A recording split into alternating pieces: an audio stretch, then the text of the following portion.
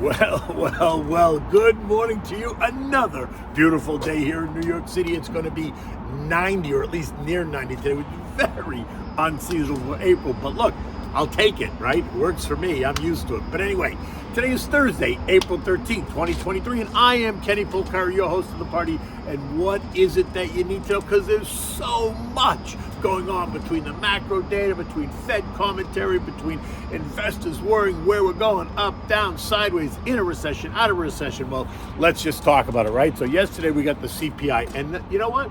There was something for everybody in that report. The Fed minutes, though, came out at 2 o'clock, and they're suggesting now we're going to get a mild recession, which causes me to ask, is that like the transitory inflation? Today, it's about wholesale prices at the producer level, right? So we're going to get PPI at 8:30. Tomorrow brings us the start of bank earnings. And LVMH, which is Louis Vuitton Moet Hennessy, sees a surge in revenues and trades at an all-time high as the global economy goes into a recession. Hello? And what do we have for dinner time? We're having a rigatoni and a sweet sausage tomato cream sauce. Oh my God, that is so delicious. Okay, so look. CPI came in line and maybe a hair lighter, which means softer, or maybe not, but well within the expectation. So there was nothing new to see in that report. Some saw declining inflation, which is true. Others saw stubbornly sticky inflation, which is also true. So you see, you can ride on both sides of that fence and you're going to be okay because there was something in there for you as well. Month-over-month top line was softer at up 0.1%, yet ex-food and energy came in up 0.4. Year-over-year top line came in at 5%, yet ex-food and energy came in at 5.6%. So you could say, while the top line number was weak, once you take out everything, it gets a little bit more sticky. So, like I said, there's something in there for everyone, the bulls and the bears. Stocks welcomed the news, though, when it came out at 8:30, sending futures up triple digits in the pre-market. And then when the 9:30 bell rang, stocks surged, the Dow jumping 206 points, while the S&P jumped 26 points, the NASDAQ ahead by 102, the Russell gained 20 points, and the transports tacked on 26 points in what was being described as a relief rally. The relief being that it did not surprise to the upside, right? Which would have sent the current Fed narrative back into the circular file. But the fact is, it was unimpressive, right? And it only accentuated the fact that there was nothing new, so that the current plan that calls for a 25 basis point rate hike next month is still the current plan, period. But as the morning turned to afternoon, we saw the excitement turn to a little bit of concern, and that caused stocks to give back some of the early gains, which only means that the buyers stopped chasing after the sellers. They didn't go away, they just started playing hard to get. By 4 p.m., all the indexes were lower. The Dow lost 38 points, the S&P down 16, the NASDAQ down 102, and the Russell off 13 points, while the transports gave back 140 points in a complete 180 versus what happened in the morning. But remember what I said yesterday. There is this rumor running around Wall Street that the Hedges are building a very big short position, right? Expecting a significant decline in the days and weeks ahead, which means that they wanted to see the CPI figure to be hot. They wanted to see inflation rear her ugly head, because had that happened, the buyers would have stepped back, the Fed narrative would have suddenly turned around and talked about raising rates by 50 basis versus the 25 that's coming, and that would have caused stocks to plunge. The retreat would leave a vacuum in prices, which would allow stocks to fall, something that the shorts want to happen. But also remember what I said, that if it did not happen, and the markets did not collapse, and the Fed commentary did not change, then the shorts would have to run to cover those short positions, which means they become buyers, right? Kavish, you have to understand that. Because they set themselves up for stocks to fall, and when they don't, they got to cover those positions. Now, nothing says that they all caved, but you can be sure that some did, right? Thus that initial surge when the markets opened. Others, though, were playing tough, waiting for the Fed minutes coming out at 2 o'clock and today's PPI data and the start of earnings season that begins in earnest tomorrow morning. Now, before they all go and change their minds, right? Now, the PPI is also expected to show a decline in price pressures, but we know that. The key theme here is that it is expected. So if it is what it is, then we could see another relief rally. Again, it would be relief that it wasn't hotter than the expectation. So investors would view that as a positive, right? And try to take stocks higher. Then at 2 p.m. yesterday, we got the FOMC minutes, right, from the March meeting. And what did we learn from that? Absolutely nothing new. There was nothing new in those minutes. The headline made it sound as if the scaling back of rate hike expectations was a surprise. It was not. The 50 basis point hike went out the minute the Silicon Valley Bank crisis happened, right? We knew that. They settled on 25 basis points even as the banking crisis remained an issue, but we knew that too. Some members had cautioned and thought about pausing, but they didn't. And guess what? We knew that too. I think the only thing that you could argue was new was the fact that the Fed now sees a mild recession coming. And since these are the same guys that saw transitory inflation, the algos decided that where there's smoke, there's fire. And that is when stocks did that 180 and went from plus to minus territory, right? And sold off as we moved into the bell. Now, in the end, the minutes revealed that they're going to hike rates by 25 basis points again in May, right? They're going to take the terminal rate to 5 to 5.25% and then stop all the drama.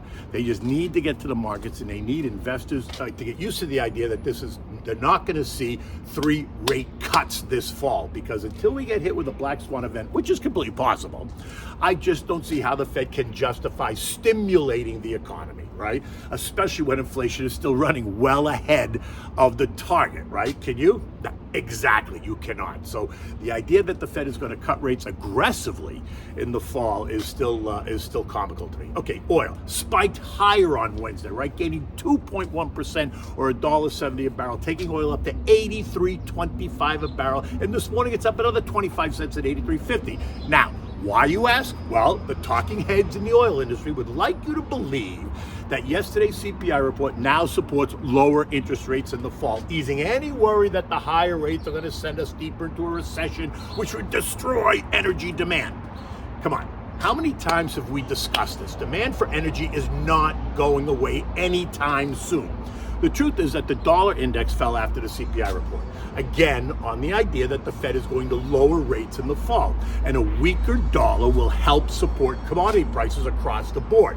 And the last time I checked, oil's a commodity, right? So the weaker dollar helped to send oil higher. And like I also said yesterday, oil is above all 3 of the trend lines. The 200-day moving average is now acting as support, and that support is just around 79.90. Now, while resistance is the November 2022 high of 87.50, so we remain in that range. And if they continue to make you believe that the rate cuts are coming, then that's going to cause the dollar to continue to decline further, and that is going to send oil and other commodities higher. Now look, the dollar index is now trading back at the lows of the year at 101.34, down 4% off the March high, when rumors were running rampant of a 50 basis point rate hike, and the country was in the middle of the Silicon Valley Bank crisis. During that same time frame, we saw oil trade higher by 30%. Now, a good 13% was that because of the OPEC Saudi production cut announcement, but the balance can be attributed to the drop in the dollar index and improving demand around the world. China, again, expected to represent 40% of the demand increase in 2023. And speaking of commodities, gold, that shot higher as well, right? Think once again the weaker dollar. Gold's a commodity, rising initially by $22, taking it to a high of $2,043 an ounce, before backing off, ending the day at 2023. This morning, though, gold is up again, rising $17 to $2,040. Gold has rallied nicely during the same time. It's risen 11.5% off the March low. At the same time, the dollar was retreating, right? And so there's a pattern here, right? The dollar goes lower, commodities move higher. Dollar goes higher, commodities move lower. Now, what's interesting also is that we saw some money move into longer duration bonds yesterday, sending bond prices up while sending yields lower. The 2-year ended the day down 4 basis points at 3.98%. The 10-year lost 1 basis point at 3.4, while the shorter duration 3-month bill ended the day yielding actually more than when it started at 5.05%. And the 6-month ended the day at 4.98%. So what's it really mean? It just means people are confused, period, the end. They don't really know what to do, right? Now, tomorrow starts the beauty pageant. JP Morgan, Wells Fargo, BlackRock, Citibank, Progressive, and United Health all are on the docket. Now remember, JP Morgan and UNH are Dow members, so their results will have an outsized impact on how the Dow reacts. Remembering that the Dow is only 30 stocks, while the S&P is 500 stocks, the NASDAQ is 100 stocks, and the Russell is 2,000 names, unless, of course, you're looking at the Russell 1,000 or the Russell 3,000. Then there'll be 1,000 or 3,000 names in those indexes. Okay, so understand now, and we've been talking about this, that bank earnings are expected to be up on an annualized basis. Refinitiv tells us that JP Morgan estimates have annual earnings up 30%. Citibank supposedly up 16%. Wells Fargo up 28%. Goldman up 20%. Morgan Stanley up 13%. Things to pay attention to: investment banking revenues. But what I think is more important is the loan loss reserve account. The big boys are expected to set aside $100 million more each. This on top of the already increased provisions from last quarter. So to put it in perspective, JP Morgan, which is one of my favorites, posted a $2.3 billion loan loss reserve last quarter alone, a 49% increase. So what does this tell you about what Jamie expects in the future? What will he allocate to the loan loss reserve this quarter? And then how are investors going to react? Now look, JP Morgan's been trading in a very tight range, 125, 128 over the last couple of months. And 125 is a key level. It's a 200-day moving average. A failure to hold, right? So think that there's an earnings miss, which I don't think is going to happen, could send JP Morgan down $10 or so, or 8% over a couple of sessions. While good news, an earnings beat could see trader types take it up to $135 or a 5% advance. All very exciting.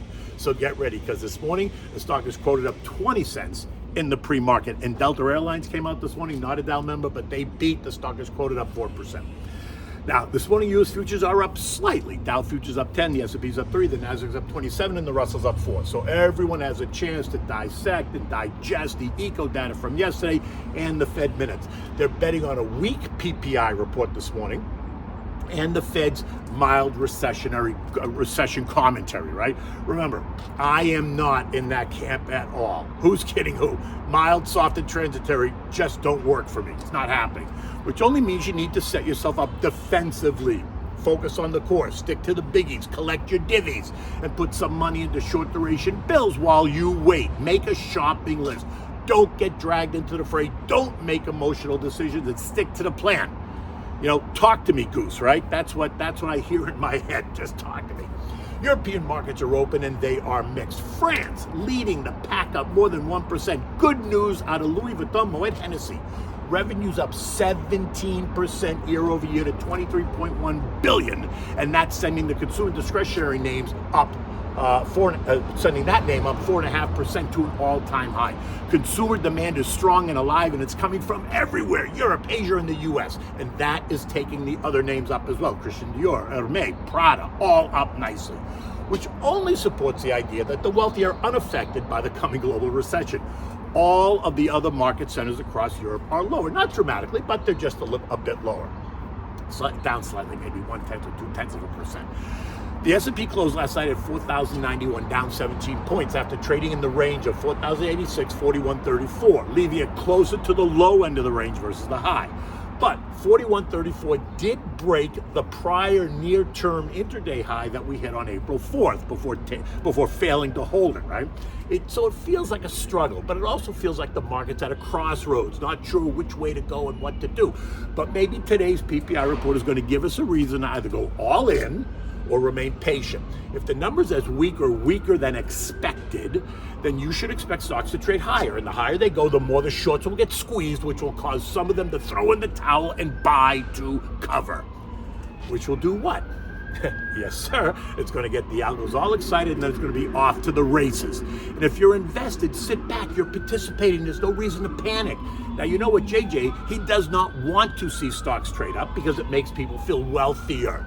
So I'm betting that they're going to repeat the mild recession story to try to take some wind out of the sail. If the market backs off, I suspect it's going to find plenty of support at the trend line, which is now 4,030. And if it advances, it's going to find plenty of resistance at 4,200. So for now, like I've been saying, we remain in that 40-30, 4,200 trading range, and I don't suspect us to break up or down until we get well into earnings season and we get a sense of what that earnings season, and more importantly, what the guidance forward is going to be. Okay, so what do we have for dinner tonight? We're having the rigatoni and a sweet sausage tomato cream. This is so delicious. So for this, you need the rigatoni pasta, you need garlic, onion, sweet sausage, white wine, heavy cream, crushed tomatoes, olive oil, and salt and pepper, right? You bring a pot of salted water to a rolling boil, just put it on the back burner so it's ready when you need it. Now, in a big saute pan, you want to heat up some olive oil in a pan, right? Big, deep saute pan or a pot. Add the crushed garlic and add the diced onion, right? Vidalia, if you can get it. If you can't, just a big yellow onion. Saute it until it's soft and sweet. You know the deal. Then you're going to add the sausage meat, which you removed from the casing. You want to break it all up and saute until it's all nice and brown. Once it's all brown, you're going to add 2 cups of dry white wine. You know me, Pinot Grigio, Santa Margherita. And then you're going to let the alcohol burn off. You're going to open a 28-ounce can of plum tomatoes and then rough crush them with your hand so it's a bit lumpy. Bring it to a boil and then immediately turn it down to simmer. Stir it, don't go too far because you got to stir it again. Let it simmer for about 30 minutes and season it with salt and pepper to taste. Now, after that, turn the heat off. You're going to add 1 cup plus a little bit more of heavy cream. Now, you can use light cream if you prefer, but the heavy cream gives it a much richer taste. Let it kind of all warm up and let it just sit and simmer until it thickens, right? Should be 5, maybe 10 minutes max, but you stir it so you keep it all delicious. Now, in the separate pot with your salted water, you're going to add the pasta now, right? In this case, I would use rigatoni. I would not use a spaghetti. I'd use something thick, and rigatoni for this dish always works well, right? You're going to cook it till it's al dente, maybe 8-9 minutes. Strain it, reserving a mugful of the pasta water, which is also known as tears of the gods. Add the pasta directly into the sauce and stir it into the sauce to coat it all well. Now, add a handful or 2 of fresh grated Parmigiano cheese and mix it. If it looks like it needs a little bit more liquid because the pasta will suck up the sauce, just add a little bit of the pasta water now to re-moisten it. You don't want it to be soupy, but you want it to be nice and moist. Serve this immediately in nice warm bowls, offering more grated cheese on the table for your guests, because as far as I'm concerned, you can never have enough grated cheese. In any event, look, I'm live from New York City, and it's going to be another spectacular day here. Spring has sprung, the trees are in bloom, the flowers are coming up. It's just a perfect day in the Northeast. In any event, until tomorrow, take good care.